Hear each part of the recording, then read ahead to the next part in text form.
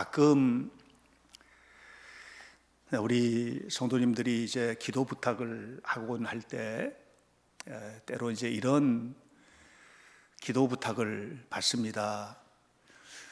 목사님, 저희 가정은 믿음의 명문 가문이 되고 싶어요. 이런 기도죠. 저는 우리 성도들 가정이 모두 다 정말 믿음의 명문 가문들이 되시기를 바랍니다.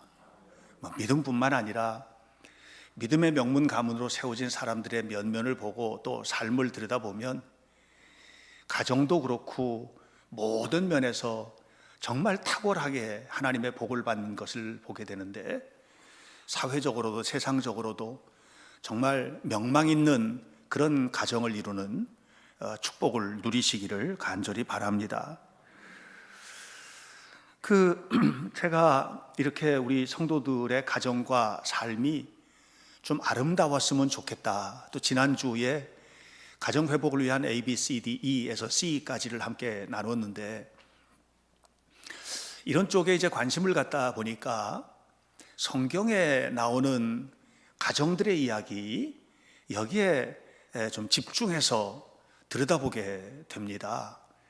특별히 성경에는 족보들이 많이 나오거든요. 족보. 옛날에 우리 어른들은 이런 얘기 하잖아요. 왜 우리 집안은 뼈대 있는 집안이야? 이렇게 얘기를 하는데, 그 뼈대 있는 집안이라는 근거를 족보로 들이대는 거예요. 그래도 우리가 이렇게 족보가 있고, 우리 몇 대손 조상에 누가 있고, 뭐 판서를 지냈고, 이런 얘기를 하거든요. 근데 성경에도 그런 얘기들이 있는 거예요. 성경 안에 있는 족보의 이야기들이 이제 있는데, 근데 여러분, 족보 이야기를 읽으면 좀 어떠십니까? 창세기에만도 10번이나 나오고요.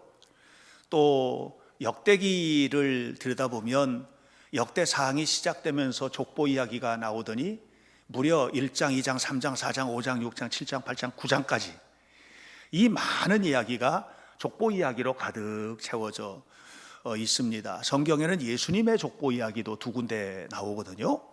마태복음 1장에 아브라함부터 시작해서 예수 그리스도까지 14대씩 세 파트로 나눠져 있는 이 족보 이야기가 나오고, 또 누가복음 3장을 보면 거꾸로 예수님부터 시작해서 아담까지 거슬러 올라가는 족보의 이야기들이 나옵니다. 근데 대부분 사람들이 이제 족보 이야기를 성경에서 만나게 되면 정말 재미없는 얘기죠.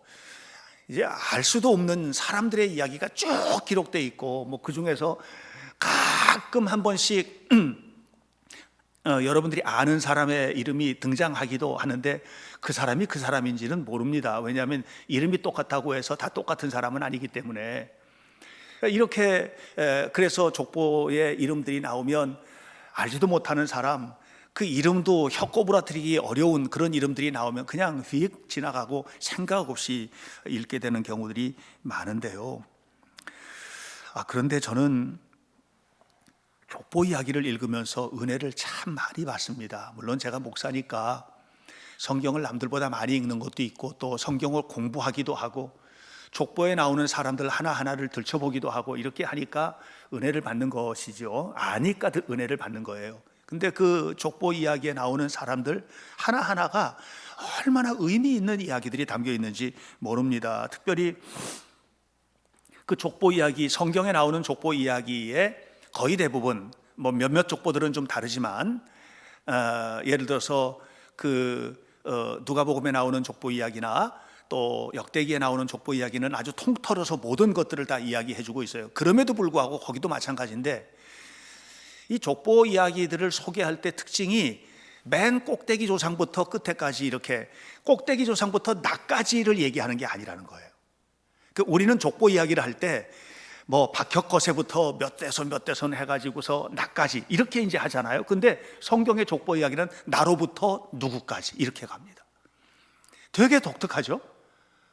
그러니까 성경에서 말하고 있는 족보의 이야기는 내가 어느 핏줄에서 어떻게 왔냐가 아니고 너부터 시작해서 어떤 사건들이 벌어지는 이야기를 만들어냈느냐, 이 이야기가 족보 이야기의 핵심이에요.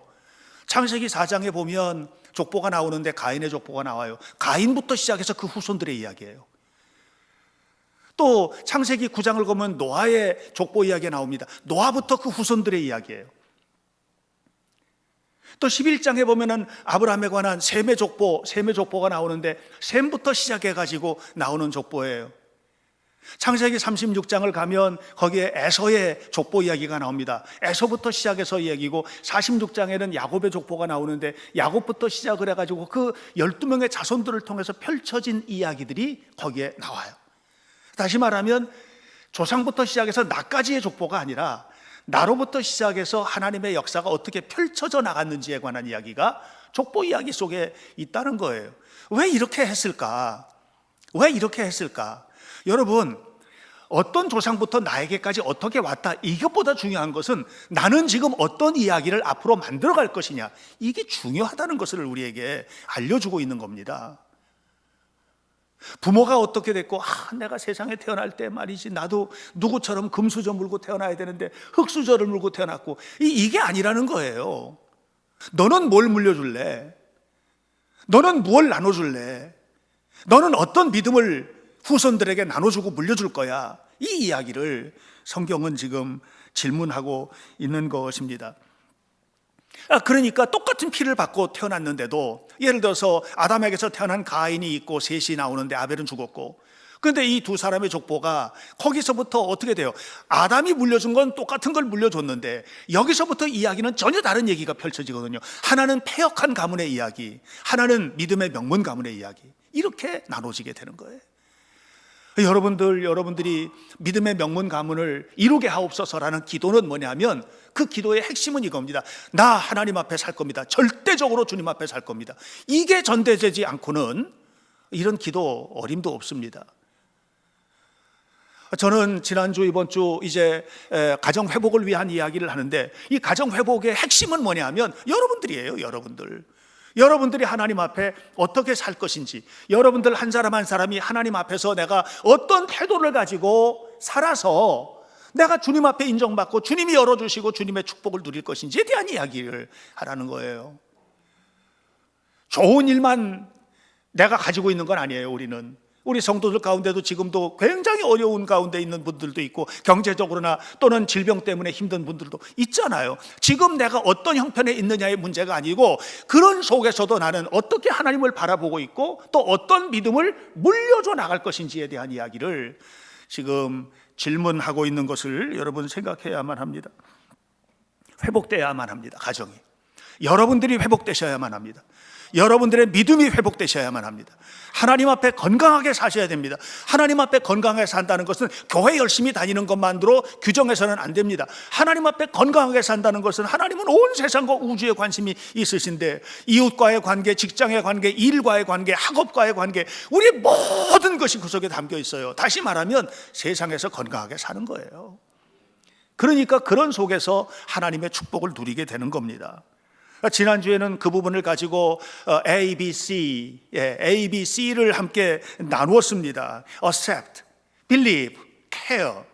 우리 어떻게 하나님이 우리를 받아주셨듯 가정 안에서 서로를 받아들이고 사느냐. 조그만 문제가 있어도 그냥 튀는 거 아니라 어떻게 받아두느냐.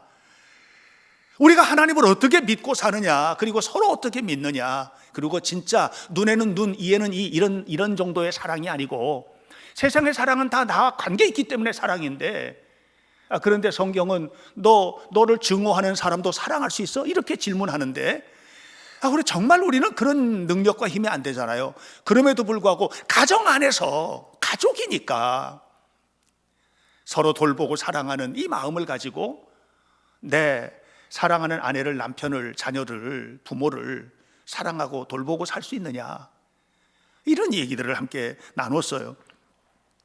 오늘은 네 번째입니다. Desire. 이 desire라고 하는 말은 그냥 무엇을 열망하느냐 이렇게 썼습니다만은, 이게 여러 가지 그 속에 담아낼 수 있어요. 뭐를 욕망하느냐도 desire, 욕망하느냐.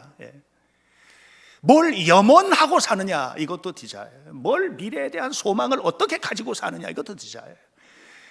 어떤 비전을 가지고 사느냐, 이것도 디자이어 속에 들어갈 수 있어요. 그 모든 것의 핵심 속에는 뭐가 담겼냐 이거예요. 저는 우리 성도들이 하나님께서 주실 행복과 축복을 기대하는 그런 간절한 소망을 가지고 살게 되시기를 바라요. 뭐든지 판단하고 평가 내리고 하는 것들이 하나님이 주실 행복과 축복에 대한 것도 아니라 내가 계획하는 것에 집중되어 있는 삶을 우리는 살거든요. 그게 디자이어예요. 욕망. 나의 욕망을 채우기 위해서 이 세상을 살고 있지, 하나님을 사모하고 정말 내 마음속에 간절한 마음으로 하나님을 열망하고 나의 오직 한 가지 소망이 있다면 내 염원은 하나님 앞에 사는 것입니다. 이런 디자이어를 우리는 가지고 있지 못한 거죠. 그러다 보니까 가정이고 삶이고 이런 모든 문제들이 깨져버리는 게 뭐냐면 내 욕구를 채우지 못하고, 이 일을, 가정에서 부부 생활에 관해서도 욕망이 있잖아요. 내가 적어도 결혼해서 살다 보면 내 아내로부터, 내 남편으로부터 나는 이런 사랑을 받고 싶었는데 왜 이게 안 돼? 깨지는 거예요. 내가 내 자녀를 키울 때 적어도 이런 자식으로 크기를 원하는데 이 녀석들은 도대체가 어떻게 된 녀석들이 이렇게 커? 그 속에는 뭐가 있냐면 디자이어가 있어요. 욕망, 나의 욕망이 담겨져 있는 거예요. 그런 것 말고 하나님의 마음, 주님의 마음을 품고 주님의 은혜 안에서 우리가 함께 살아가는 이런 속에서 살아야 된다는 거죠. 돈을 많이 버는 거 얼마나 중요합니까? 세상에서 명예를 얻고 명망을 얻는 삶을 살아가는 거 얼마나 중요합니까? 그러면 세상에서 욕먹고 살아야 되겠습니까? 가난하게 살아야 되겠습니까? 그런데 돈이나 명예가 여러분의 디자이어의 최종 목표가 되게 하지 마라. 그건 과정에서 하나님 주신 선물들이지, 최종 목표는 뭐냐면 하나님 마음을 내 안에 품는 거, 정말 주님 앞에 살아가는 거, 이런 삶이 되어야 한다는 거죠. 그래서 예수님은 말씀하셨어요. 돈을 벌어도 땅에 쌓지 말고 하늘에 쌓아라. 그 얘기가 무슨 얘기예요? 헌금 열심히 하라 하는 얘기가 아니에요. 너의 근본적인 마음이 어디가 있냐, 이걸 묻는 거거든요. 세상에 땅에 가 있을 경우에는요, 얼마나 무너지기가 쉬운지 모릅니다. 왜냐하면 그 돈이 마음을 뺏어갈 거거든요. 미래에 내가 가지고 있는, 내가 이루고 싶은 꿈이 마음을 빼앗아갈 거거든요. 그러면 여기에 마음을 빼앗기고 눈이 멀어버리면 결정 내리고 판단하는 거 냉철하게 어렵습니다. 쉽지가 않아요.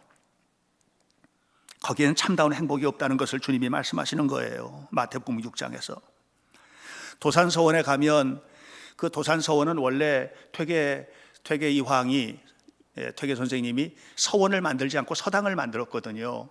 서당 만들어 가지고 거기서 아이들 가르치고 이렇게 하면서 이제 말년을 보내고, 그리고 매화를 정말 좋아해서 마지막 유언도 매화나무에 물을 주어라 이렇게 했는데, 그 서당을 만들면서 서당 마당에 우물을 팠어요. 우물의 이름이 열정이에요. 열정.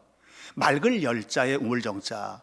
또 이 맑을 열자는 다른 의미도 가지고 있어서 찬다, 차오른다, 찰 열자에 그 우물정자도 있어요. 그래서 이제 이 퇴계가 거기다가 우물을 파면서 그걸 먹고 아이들이 공부를 하기를 원하는 거예요. 그 공부할 때 열정의 물을 먹는 거죠. 그럼 뭐예요? 맑은 정신을 먹는 거예요. 그러니까 적어도 공부를 할 때 공부하는 아이들의 마음은 명예욕 이런 게 아니고 맑은 마음, 공부의 마음을 좀 얻었으면 좋겠다. 이것이 차곡차곡 채워졌으면 좋겠다. 이게 이제 열정에 담겨진 의미인데, 근데 꼭 그것만 가진 게 아니라 그 마음을 가지고 세계를 품에 품고 또 그 정부에 나가서 그 당시에 이제 일도 하고 이런 꿈도 꿔라. 이게 이제 이게 디자이어거든요. 열정이거든요. 그러니까 이 열정이라는 말 속에는 공부하는 이의 마음이 먼저고, 그 다음에 그 마음을 가지고 열심히 공부를 하면 네가 꿈꾸는 열정의 세계가 다가올 것이라고 하는, 이건 그 열정을 제가 해석을 하는 것인데 전 그렇게 생각을 해요. 아마 퇴계의 마음속에는 그것이 있었을 것이라고 저는 봅니다. 여러분, 예수님을 믿는 여러분들에게 제가 요구하는 것도 똑같습니다. 오직 주님을 꿈꾸고 주님에게 마음을 다하여, 온 마음을 다하여, 우리 그 쉐마의 말씀처럼, 신명기 6장에 있는 말씀처럼 온 마음과 뜻과 목숨과 정성을 다하여 주님을 사랑하는 이 열정을 가지고 정말로 주님 앞에 산다면, 그런 마음을 가진 사람이 어떻게 부부간에 되는 대로 삽니까? 그런 사람이 어떻게 자식을 함부로 가르칩니까? 그런 사람이 어떻게 신앙생활 대충 합니까? 절대로 그럴 수는 없죠. 주일마다 예배하면서 안식하고 예배하는 것은요, 일하는 게 아니에요. 안식하는 거예요. 예. 주일마다 예배하면서 안식하고 소득의 11조를 하나님 앞에 드리고, 뿐만 아니라 우리에게 주어진 모든 삶의 환경에서 하나님의 말씀이 내 삶의 기준이 되어서 말씀이 이끌어 가시는 인생을 살아가고, 이런 가정이 어떻게 망합니까? 망할 수 없습니다. 이런 가정을 어떻게 주님이 버려둡니까? 절대로 그렇지 않습니다. 하나님이 함께 하실 것이라고 저는 분명히 믿습니다. 사람은 누구나 다 생각의 지배를 받거든요. 여러분 생각하고 있는 그것을 합니다. 제가 지난주에 어떤 우리 교회 권사님 한 분이 화분, 그 포도나무 화분을 하나 갖다 주셨어요. 목사님 교회에다 심었으면 좋겠어요. 그러고 갖다 주셨어요. 제가 요즘에 주변에 막 이렇게 정원사처럼 일을 하지 않습니까? 열심히 지금 꾸미고 있습니다. 정원도. 그런데 그것도 이제 갖고 왔으니까 어디 심어야 되겠는데, 이거 심어야 되겠다. 머릿속에 그게 계속 있는 거예요. 어디다 심지? 우선 포도나무는 햇빛이 잘 들어야 되잖아요. 햇볕이 잘 들어야 되거든요. 포도는요. 거름이 또 좋아야 되고, 예. 이런저런 여러 가지 것들이 조건이 좋은 데가 어딜까? 또 우리 교인들이 늘 봤으면 좋겠고, 포도송이 같은 우리 교인들이 지나다니는 사람들도 보고 즐거워했으면 좋겠고, 제 아내는 거기다가 함부로 따먹지 마세요 이렇게 써놓으라고, 그렇게 붙여놓으라고 그러는데, 그래도 좀 다니면서 따먹었으면 좋겠고, 이게 이제 마음이에요. 그래서 일주일 내내 고민을 하다가 딱 심었어요. 나중에 어디다 심었는지 보시면 돼요.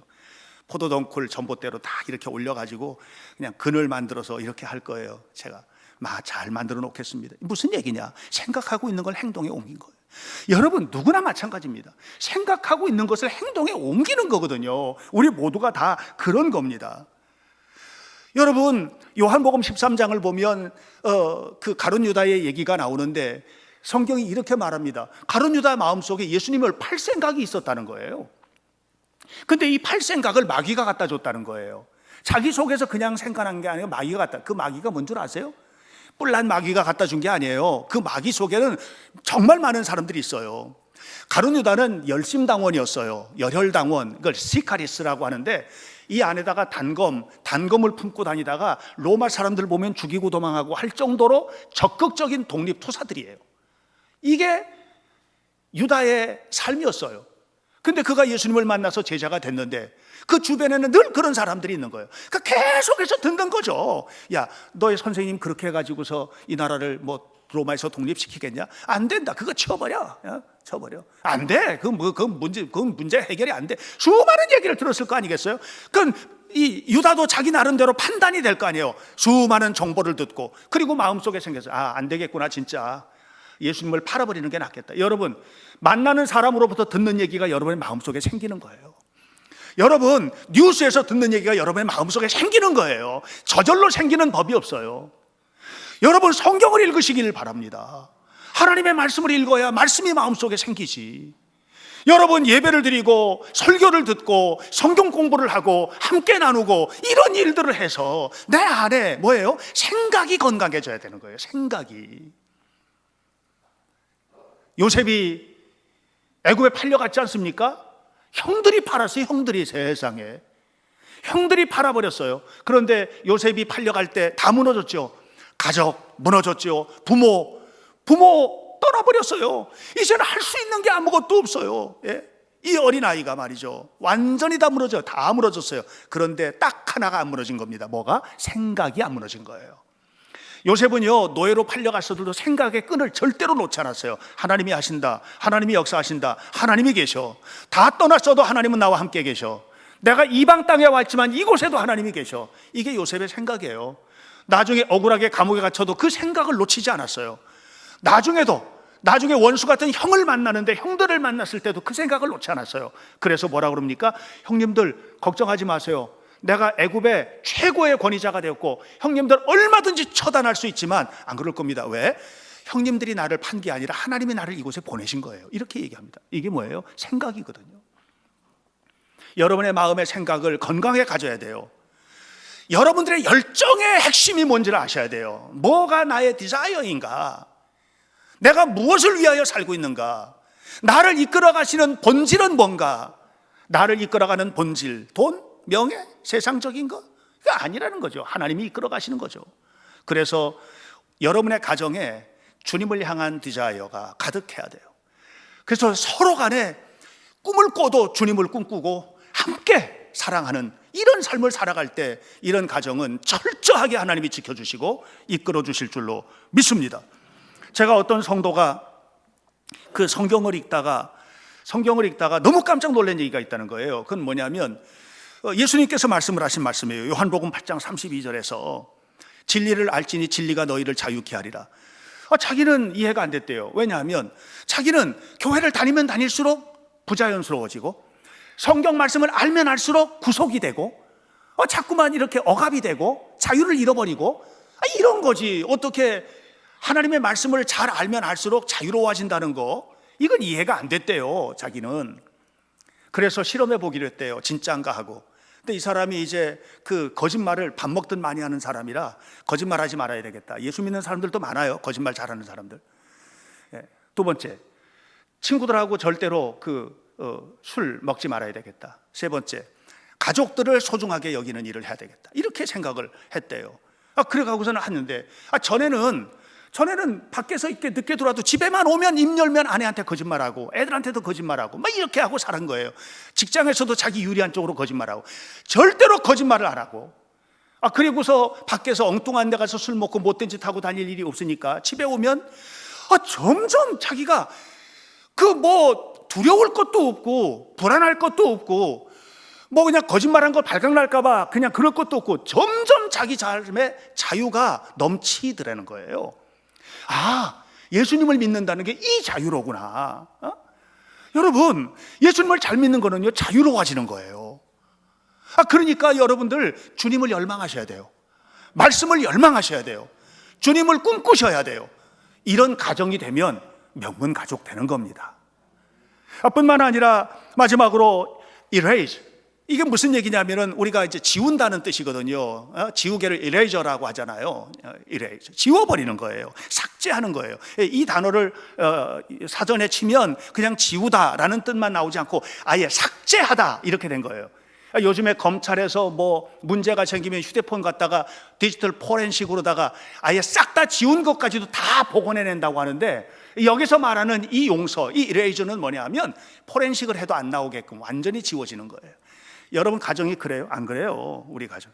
사실 예수 믿는 사람들의 특징을 크게 말하면 두 가지예요. 하나는 사랑, 또 하나는 용서예요. 두 개가 같이 붙어 있어요. 떨어질 수 없어요.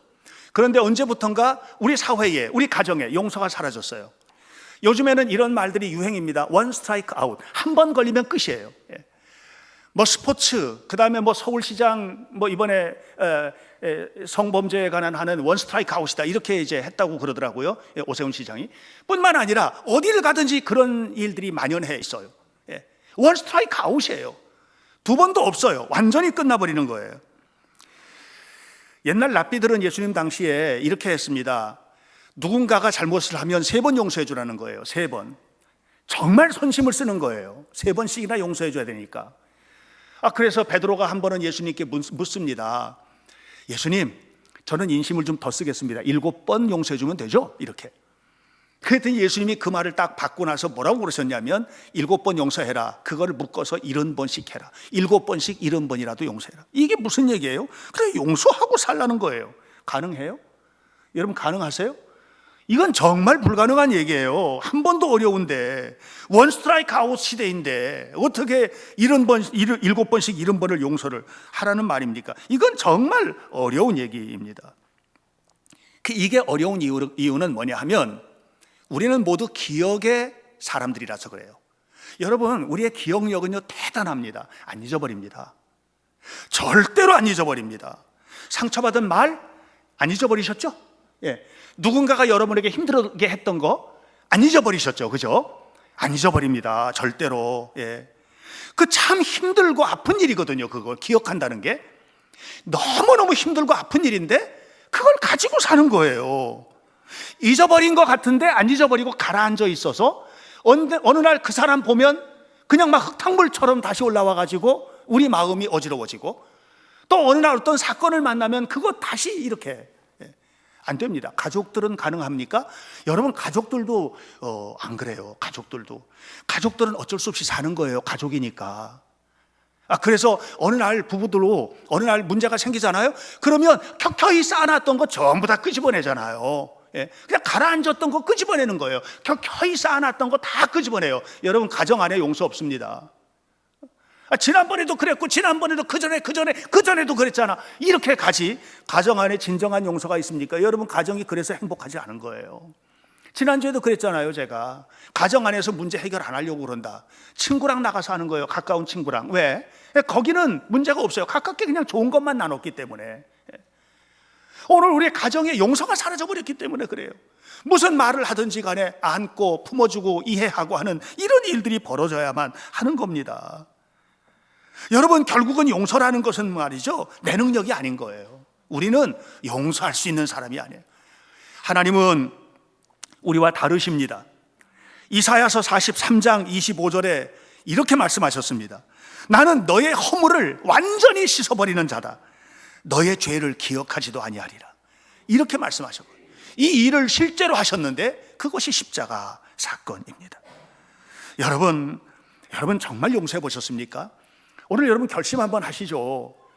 다른 사람 몰라도 우선 내 가족부터라도 내가 그동안에 받았던 상처들, 아픔들, 하나님, 주님 용서하게 해주십시오. 내 남편을, 내 아내를, 내 자식을, 내 부모를 용서하게 해주십시오.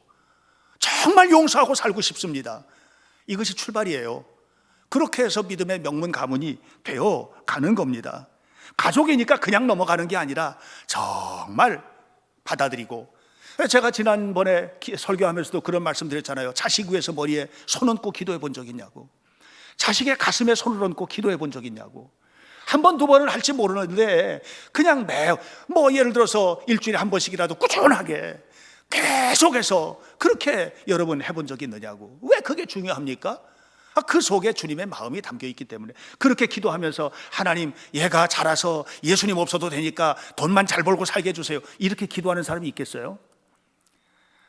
얘들 나중에 커서 교회는 안 다녀도 되는데 좋은 직장은 가게 해주세요, 이렇게 기도하겠습니까? 여러분, 우리가 기도한다는 게 무엇입니까? 우리가 하나님 앞에서 산다는 것이 무엇입니까? 하나님의 뜻 앞에 살아가는 것인데 그것을 기도의 속에 담아서 부모가 자식에게 주는 것 아니겠습니까? 그런 속에서 미래가 희망이 있는 것이지. 여러분, 지금 우리 교회의 성도들 가운데 암 때문에 힘들어하는 분들이 계십니다. 그냥 무너져 버렸잖아요. 마음도 무너져서는 안 됩니다. 요셉 얘기했잖아요. 다 무너졌는데 마음이 안 무너진 거예요. 마음을 무너뜨리면 안 돼요. 그 마음을 주님이 붙들어 주셔야만 해요. 내 힘으로 될 수 있는 일이 아니에요. 하나님이 붙들어 주셔야만 해요. 여러분의 삶의 미래도 하나님께서, 여러분, 우리는 절대로 내일의 주인이 아니에요. 내일의 주인은 하나님이세요. 시간이라는 이 현장에 세워주신 분도 하나님이시고 내일을 이끌어 가시는 분도 하나님이세요. 여러분의 것이라고 착각하지 마세요. 하나님 앞에 사셔야 돼요. 하루하루를 최선을 다해서 주어진 일상 속에서 감사하면서. 이런 가정이 될 때 정말 accept, 하나님의 뜻을 받아들이고 서로 받아들이고, believe, 주님, 저는 주님을 믿습니다. 그리고 나에게 주신 내 사랑하는 우리 가족들을 나는 내 온 마음을 다해서 믿습니다. 그리고 그들을 케어할 겁니다. 내가 할 겁니다. 상대방의 행동과 상관없이 내가 할 겁니다. 그렇게 할 겁니다. 그리고 주님을 열망하고 미래를 꿈꾸고 하나님 주실 축복의 세계를 디자이어, 소망하면서 살아가겠습니다. 앞으로도 우리가 실수가 많겠지만 서로 잊고 용서하고 품고 살아갈 수 있도록 도와주옵소서. 이렇게 할 때 하나님의 축복이 넘치는 것 아니겠습니까? 제가 거기에 잠깐 그런 스탠리 존스 선교사의 이야기를 설교 요약하는 데 썼습니다마는, 스탠리 존스 선교사가 간디를 만났잖아요. 간디를 만나가지고 간디하고 얘기를 나눈 것이 그 자서전에 나오는데, 간디는 사실 남아공에서 공부하고 이렇게 할 때도 예수 다 믿을 뻔했었는데요, 예수를 안 믿었어요. 평생을 예수 안 믿었어요. 그러나 예수님의 교훈 속에서 살았어요. 이게 간디예요. 왜 예수님을 안 믿었냐? 예수 믿는 사람들의 행동 때문에 너무 절망을 하고 실망을 하고, 그래서 예수를 안 믿은 거예요. 우리 같은 사람들 때문에 예수를 안 믿게 된 거예요. 그에게 물었어요. 어떻게 하면 인도 사회에 기독교가 뿌리를 내리겠습니까? 그랬더니 다른 얘기한 게 아니에요. 예수님 믿잖아. 예수님처럼 살아. 성경을 읽잖아. 성경의 말씀의 가르침대로 해. 너희들 사랑하는 사람들이라며, 그러니까 사랑이, 모든 행동 속에 사랑이 담겨 있도록 해. 그리고 중요한 거, 원수까지도. 인도는 온갖 종교들이 많잖아요. 그 다른 종교까지도 좀 포용해줘. 그러면 인도 사회에 기독교가 깊게 뿌리 내릴 거야. 왜냐하면 하나님이 살아계시니까. 이렇게 얘기해요. 여러분, 오늘 이거 우리 가정의 얘기 아니겠습니까? 여러분, 우리가 세상에서 살아가는 얘기 아니겠습니까? 정말 예수님 믿는 사람답게 사십니까? 우리 정말로 주님께서 기뻐하시는 대로 사십니까? 주님께서 여러분의 가정에 그 아름다운 역사를 이루도록 하시겠습니까? 여러분은 출발입니다. 여러분 족보의 출발입니다. 여러분 가인의 족보와 같이 패역한 족보를 만드시겠습니까? 아니면 아브라함의 족보와 같이 아름다운 족보를 만드시겠습니까? 여러분이 출발입니다. 거룩한 하나님의 사람답게 사셔서 하나님께 영광을 돌리는 아름다운 믿음의 사람들로 세워지시기를 온 마음을 다하여 간절히 바랍니다. 기도하겠습니다. 자비하신 아버지 하나님, 우리의 생명을 하나님 앞에 맡깁니다. 하나님께서 이끌어 주시기를 바랍니다. 하나님이 영광을 받으시기를 바랍니다. 우리 성도들 가운데 힘들고 어려운 일을 만나는 이들도 있지만 주님 도와주셔야만 합니다. 하나님께서 이끌어 주시기를 간절히 간구합니다. 우리 성도들 가정마다 많은 어려움과 문제들도 있을지라도 그 문제를 넘어서 우리를 이끌어 가시는 주님을 바라보며 오직 주님 안에서 승리할 수 있도록 이끌어 주시기를 원합니다. 하나님 도와주옵소서. 역사해 주옵소서. 우리 성도들 모두가 다 믿음의 명문 가문을 이루도록 축복해 주옵소서. 예수님의 이름으로 기도하옵나이다. 아멘.